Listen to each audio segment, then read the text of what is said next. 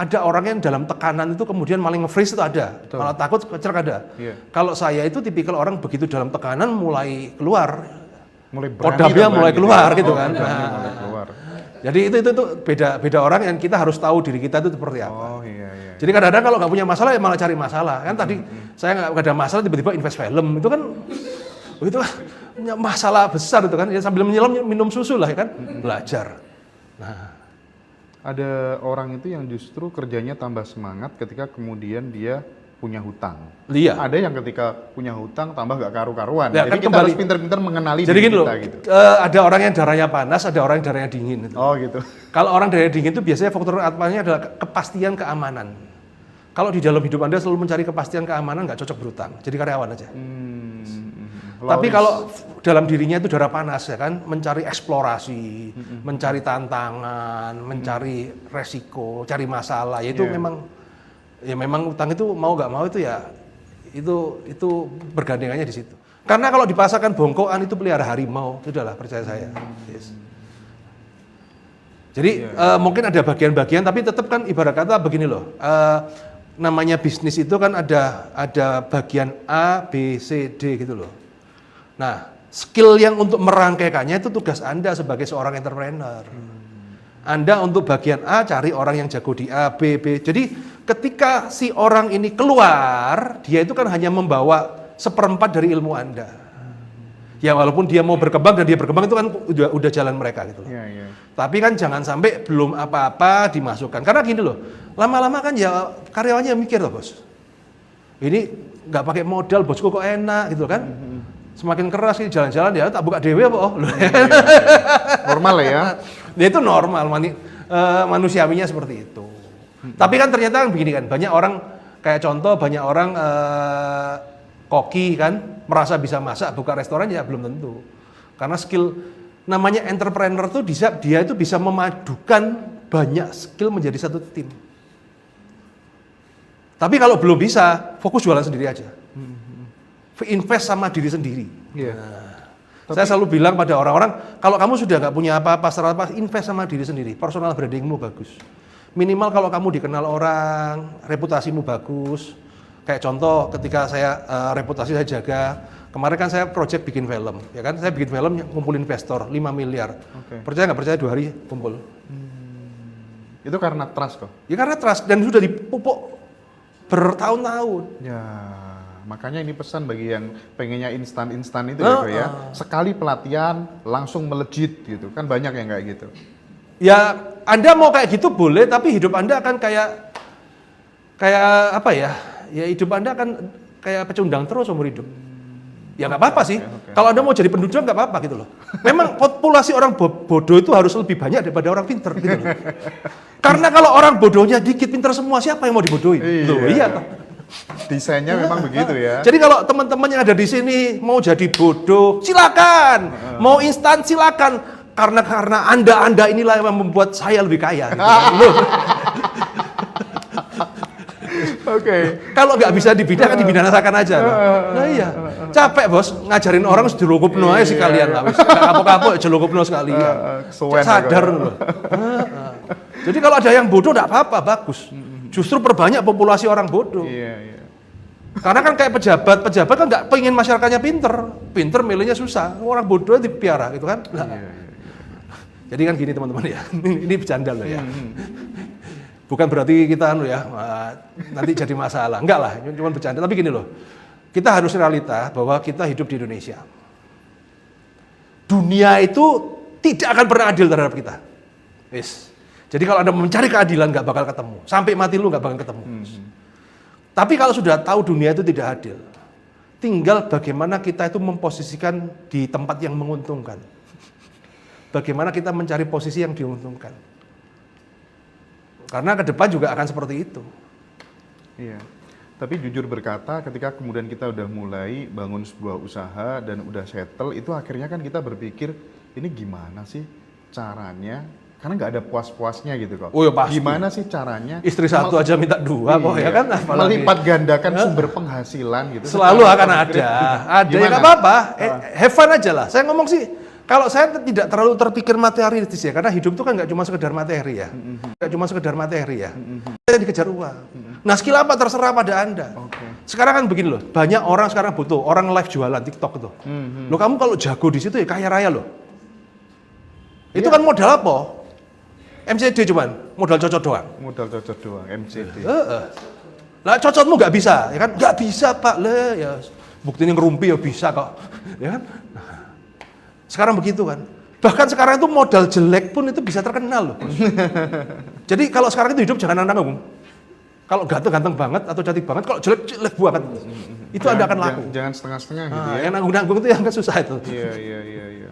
Terus kalau sekarang ini kan lagi sudah mulai eranya AI gitu kan ya. Lah itu konsekuensinya nanti akan seperti apa terhadap mengerikan. Susahnya mencari lapangan kerja dan yang paling ekstrim di tahun berapa kira-kira nanti? Ini sudah terjadi. Ini udah terjadi. Sepele aja. Yang akan punah, pencipta lagu.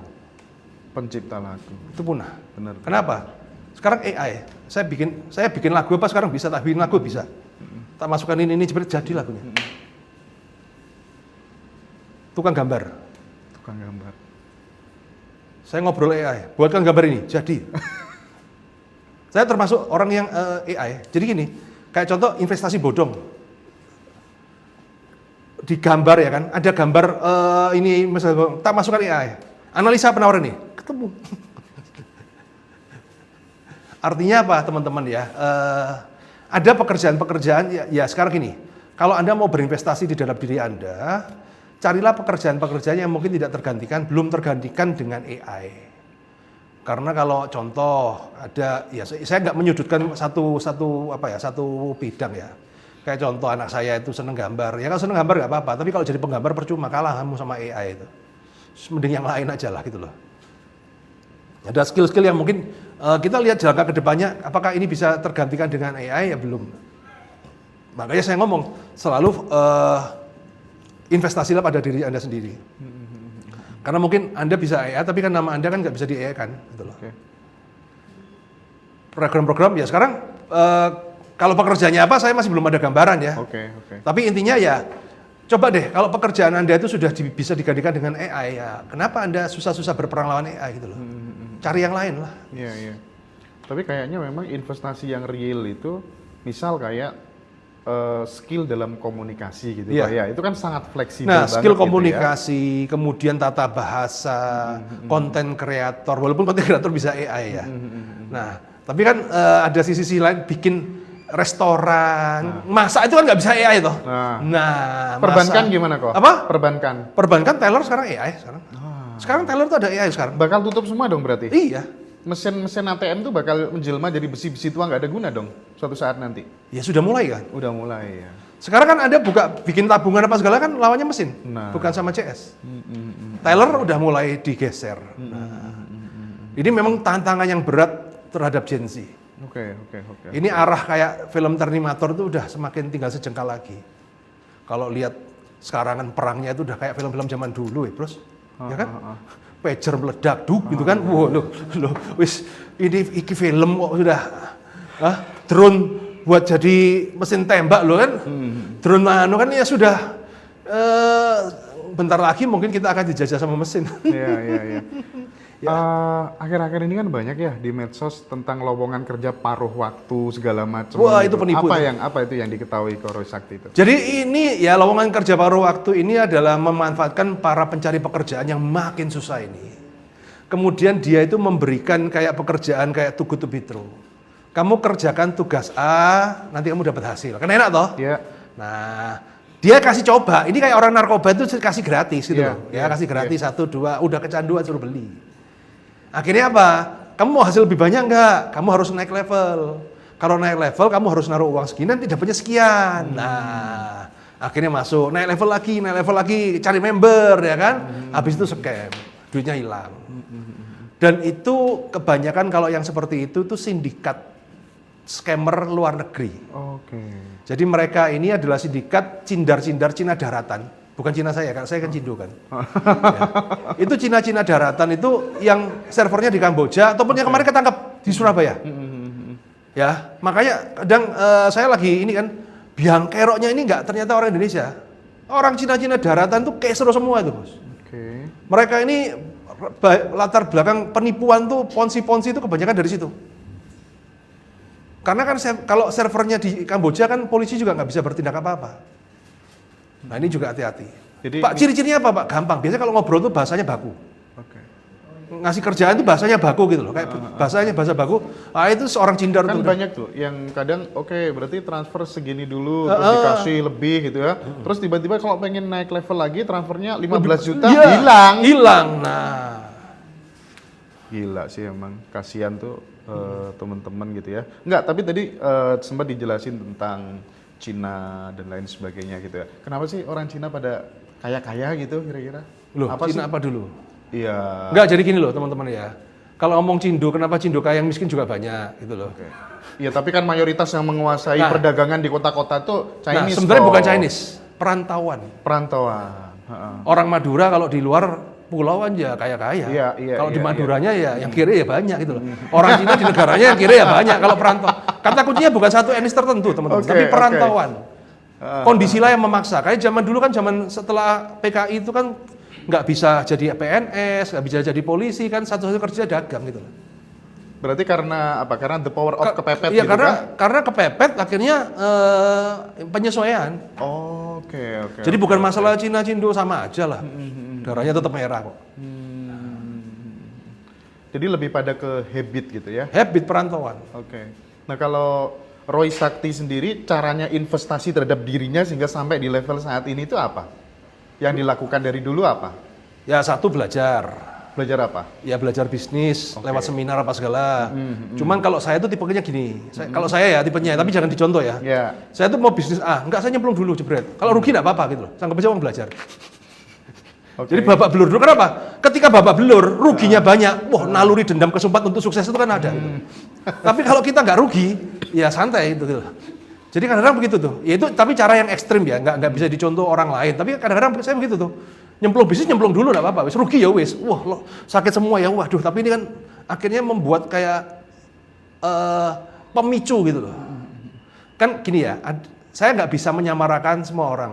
Ada orang yang dalam tekanan itu kemudian malah nge-freeze itu ada, malah takut kecelak ada. Iya. Kalau saya itu tipikal orang begitu dalam tekanan mulai keluar, Mulai berani kodamnya teman mulai gitu keluar ya. gitu Oh, kan. berani Nah, mulai keluar. jadi itu beda orang yang kita harus tahu diri kita itu seperti apa. Oh iya. Jadi kadang-kadang kalau nggak punya masalah ya malah cari masalah. Kan tadi saya nggak ada masalah tiba-tiba invest film itu kan masalah besar itu kan. Ya sambil menyelam minum susu lah ya kan, belajar. Nah. Ada orang itu yang justru kerjanya tambah semangat ketika kemudian dia punya hutang. Iya. Ada yang ketika punya hutang tambah gak karu-karuan. Ya, Jadi kan kita kembali. harus pintar-pintar mengenali Jadi diri gini loh, kita gitu. ada orang yang darahnya panas, ada orang yang darahnya dingin. Gitu. Oh gitu. Kalau orang darahnya dingin itu biasanya faktor utama adalah kepastian keamanan. Kalau di dalam hidup Anda selalu mencari kepastian keamanan, nggak cocok berhutang. Jadi karyawan aja.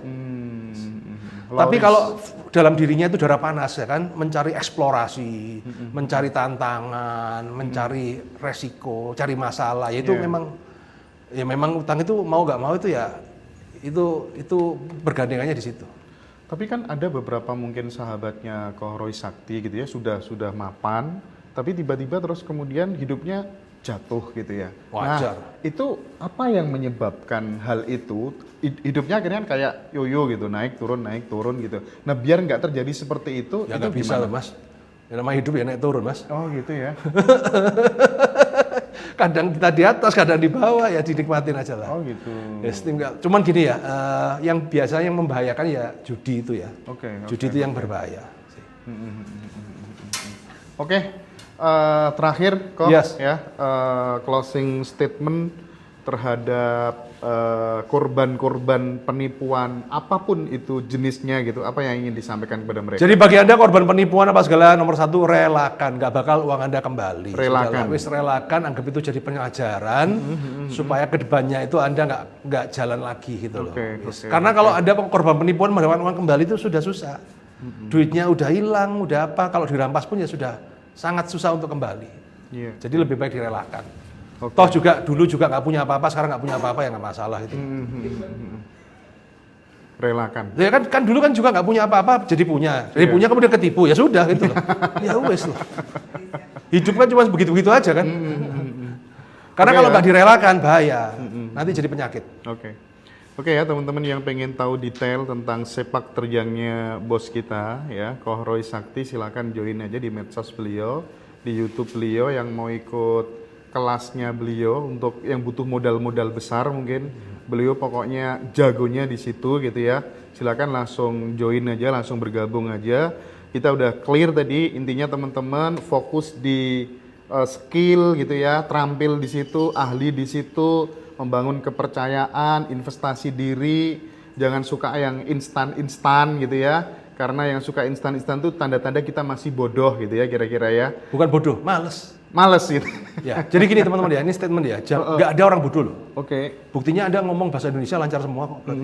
Kalau ada bodoh harusnya nggak bisa bahasa Indonesia toh. Yang ada adalah orang males. Belum ketemu guru yang tepat juga mungkin penyebabnya gitu ya. Ya, karena males. Males, iya. Baik, Koh, makasih banyak ya Thank you. atas waktunya ya. Terima kasih, terima kasih.